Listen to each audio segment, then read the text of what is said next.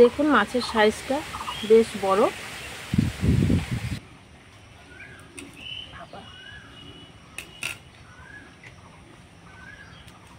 কত বড় হাত হচ্ছে দেখেন।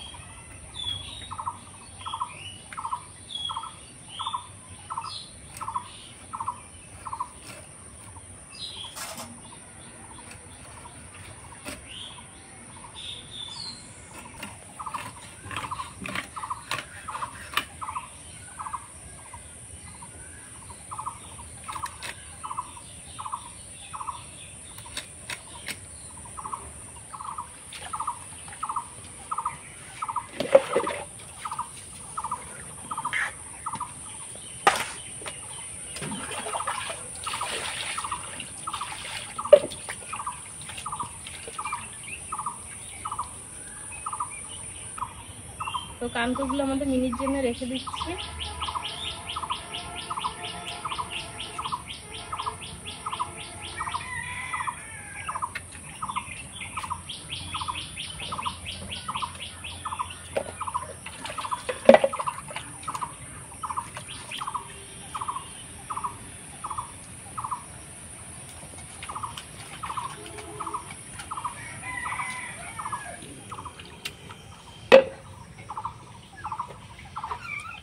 তো আগেই বলেছিলাম যে দুটো রেসিপি আপনাদের সাথে শেয়ার করব। তো এই যে কচুটা কালকে কেটে রাখা হয়েছিল, তো বাড়িরই কচু। তো এই কচুরই খুব সুন্দর একটা রেসিপি আমি বানাবো। তো প্রথমে কচুটা আমি কেটে নিচ্ছি। মাছটা তো কেটে ধুয়ে রেখে এসেছি, এবার কচুটা কেটে নেব।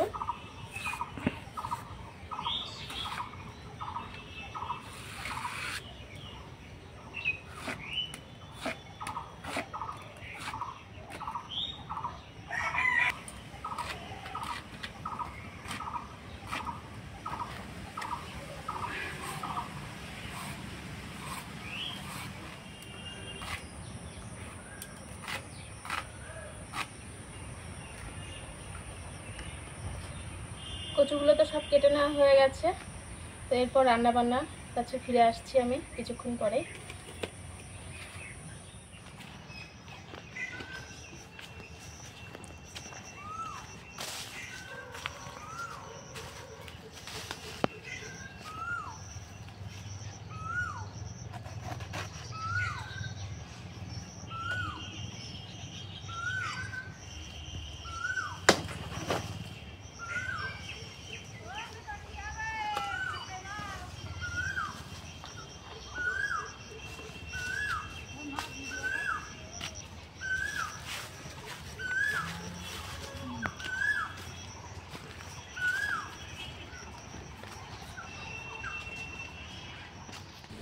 ভাতটা তো নামানো হয়ে গেছে, এবার আমি তরকারিগুলো করব। তো প্রথমে কচু শাকটা রান্না করব।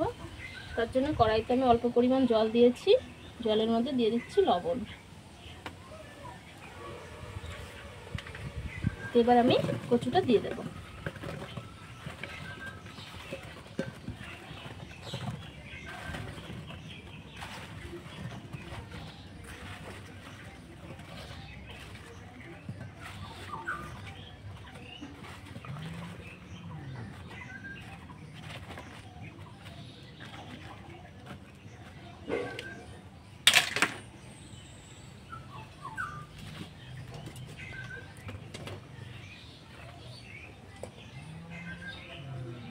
এইভাবে ঢাকা দিয়ে দিচ্ছি, আস্তে আস্তে কমে যাবে একদম। পড়ছে আজকেও। তো এদিকে কচুটা ভাপানো হয়ে গেছে, আমি নামিয়ে নেব।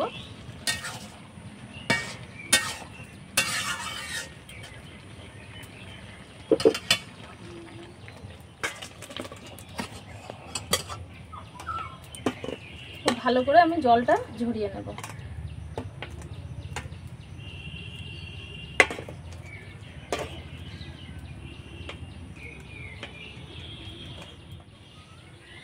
কড়াইতে দিয়ে দিচ্ছি সরিষার তেল।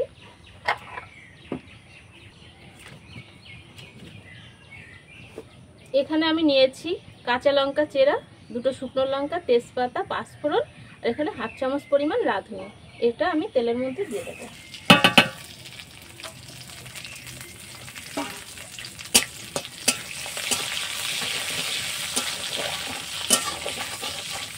তো এই কচুর শাক রান্নাতে আমি আর কোনো মশলা ইউজ করব না।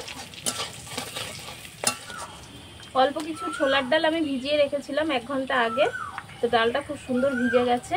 তো এই ডালটা আমি এবার তেলের মধ্যে দিয়ে দিচ্ছি।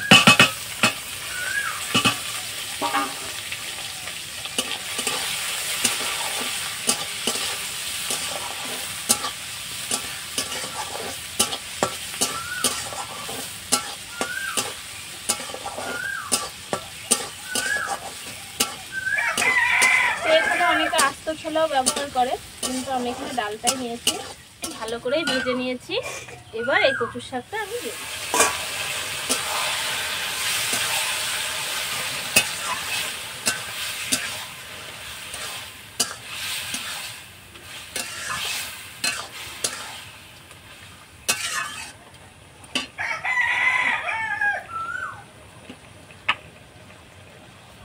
যেহেতু ভাপানোর সময় আমি কিছুটা লবণ দিয়েছিলাম, তো সেই পরিমাণ অনুযায়ী লবণটা দিতে হবে।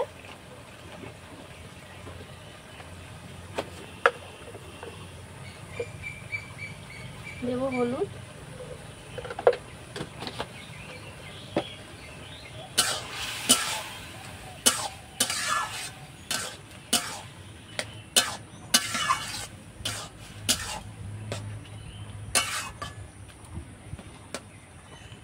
তো কিছুক্ষণের জন্য আমি একটু ঢাকা দিয়ে দিচ্ছি।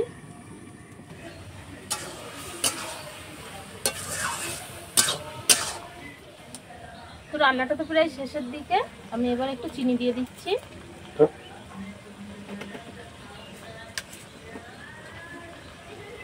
আর দেব অল্প পরিমাণে একটু চালের গুঁড়ি।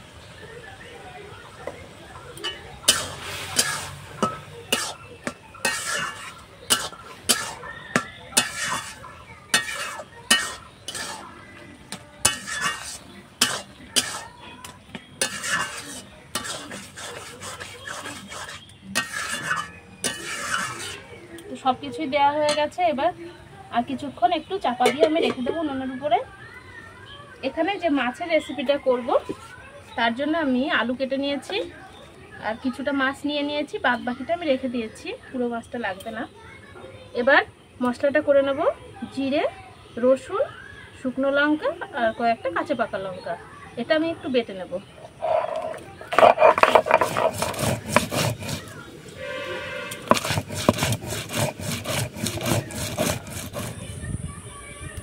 মশলাটা রেডি হয়ে গেছে, আমি মাছের উপর তুলে নিচ্ছি একবারে।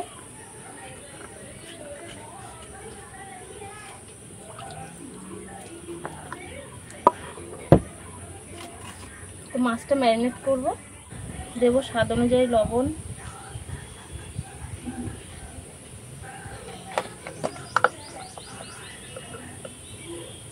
পরিমাণ মতো হলুদ,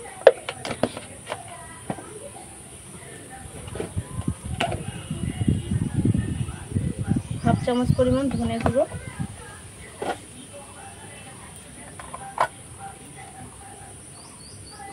কিছুটা পরিমাণে সরিষার তেল দিয়ে দিচ্ছি।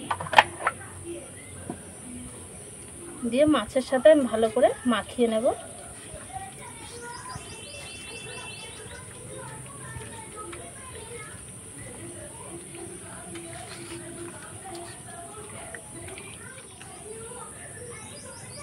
তো মাছটা আমি মাখিয়ে নিয়েছি, এবার কিছুক্ষণের জন্য ঢাকা দিয়ে রেখে দেবো।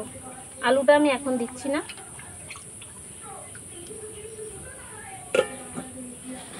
এদিকে দেখবো কচুর শাকটা হয়ে গেছে কিনা।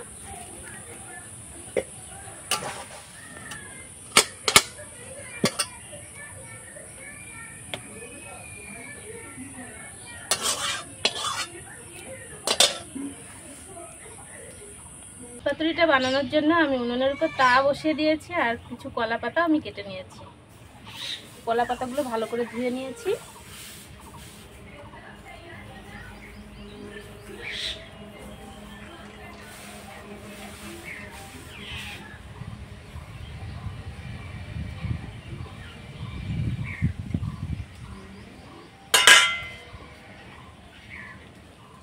তো মশলা মাখানো মাছগুলো এইভাবে বসিয়ে দেব।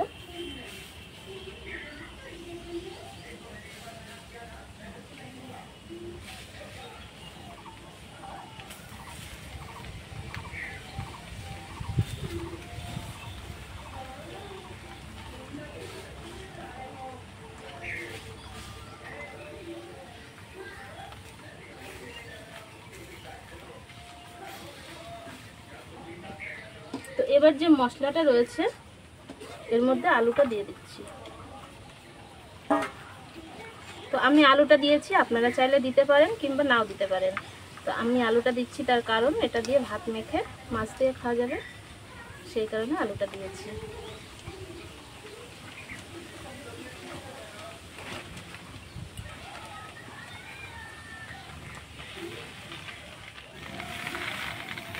আলুটা আমি মাঝখানে এভাবে দিয়ে দিচ্ছি। সামান্য একটু জল দেব।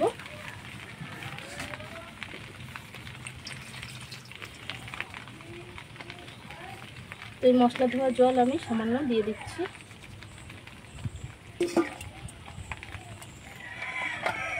এবং উপর থেকে আরেকটু সরিষার তেল দিয়ে দিচ্ছি।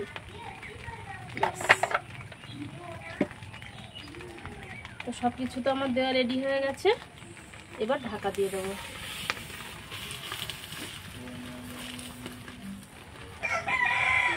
তো ঢাকা দিয়ে দিয়েছি। 10 মিনিট পর আমি ঢাকাটা তুলবো, একটু দেখাবো যে এখন কেমন পরিস্থিতি। তো এই যে দেখুন চারিপাশ থেকে জল ছেড়ে দিয়েছে। তো এই জলেই আলুটা সিদ্ধ হয়ে যাবে, মাছটাও খুব সুন্দরভাবে সিদ্ধ হয়ে যাবে। তো আবার আমি ঢাকা দিয়ে দিচ্ছি। 2 মিনিট মতো হয়ে গেছে, এবার আমি মাছটা উল্টিয়ে দেবো।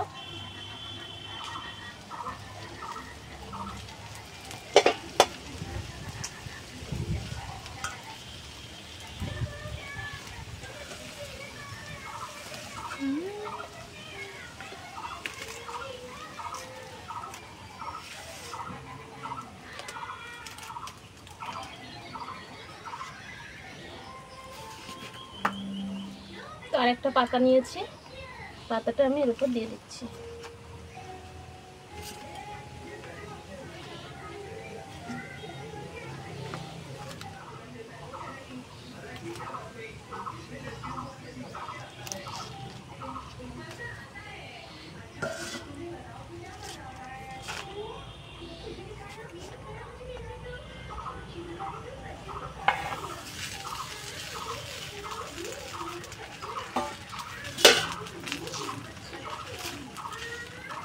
খুব সুন্দরভাবে উল্টিয়ে দিয়েছি। এই পাতার উপর দিয়ে আমি আবার ঢাকা দিয়ে দিচ্ছি। পাতাটা এখন তুলবো না, একটু পরে তুলবো। তো 10 থেকে 15 মিনিট আবার এইভাবে ঢাকা দেওয়া থাকবে। তো এই আছেই মাছটা কিন্তু সিদ্ধ হয়ে যাবে, আলুটাও খুব সুন্দরভাবে সিদ্ধ হয়ে যাবে। তো তারপর আপনাদেরকে দেখাবো।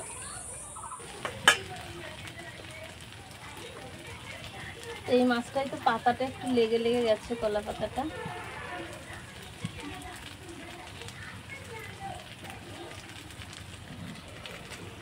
পাঁচ মিনিট ঢাকা দিয়ে রেখে দেবো উনুনের উপর, তারপর নামিয়ে নেব। তো প্রচণ্ড গরম, গরম আর সহ্য করা যাচ্ছে না। তো এদিকে তোমার পাতুরিটাও কমপ্লিট। তো এবার নামিয়ে নেব।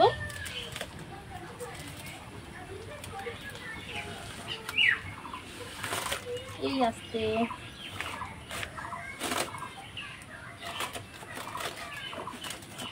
পাতা তো এমনি খুলে খুলে যাচ্ছে। এই যে দেখুন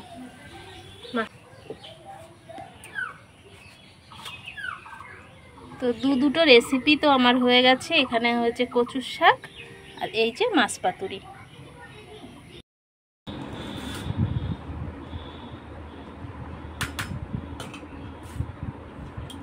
তো গরমের মধ্যে রান্না বান্না করে তো কষ্ট হয়ে গেছিলো, তার জন্য ফ্যান ছেড়ে এখানে খেতে বসেছি।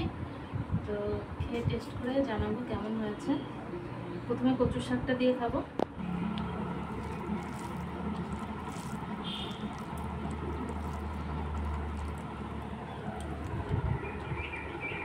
কচুর শাক তো সবসময় ভালো লাগে খেতে।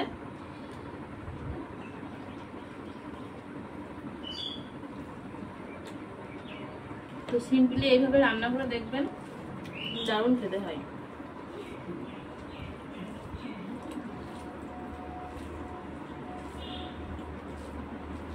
পেঁয়াজ রসুন ছাড়াই কচুর শাকটা এইভাবে রান্না করলে দারুণ লাগে।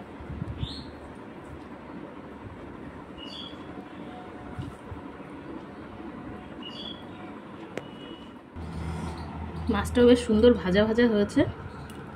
আর আমি আলুটা দিয়েছিলাম, তার কারণ ভাতের সাথে একটু মেখে খাওয়া যাবে আলুটা দিয়ে, তার জন্য আলুটা দিয়েছিলাম।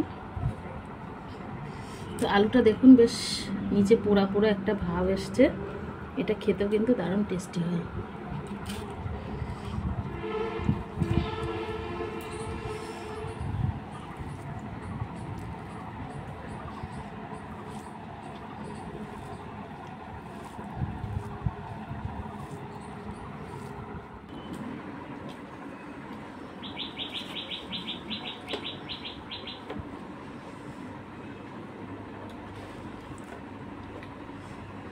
তো পাতুরিটা কিন্তু সবসময় একটু ঝাল ঝাল হলে বেশি ভালো লাগে খেতে।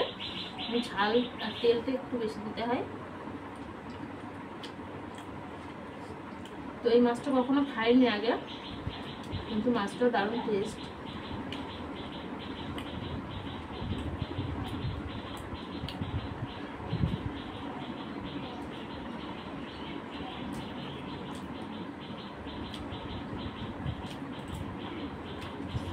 তো সব মিলিয়ে দুটো রান্নাই ভালো লেগেছে। তো একবার বাড়িতে বানিয়ে দেখবেন যে কেমন হয়। আর আমাদের ভিডিওটা যদি ভালো লেগে থাকে অবশ্যই আমাদের পাশে থাকবেন। অনেক ভালো থাকবেন, সুস্থ থাকবেন। আজকের মতো এই পর্যন্ত, টাটা।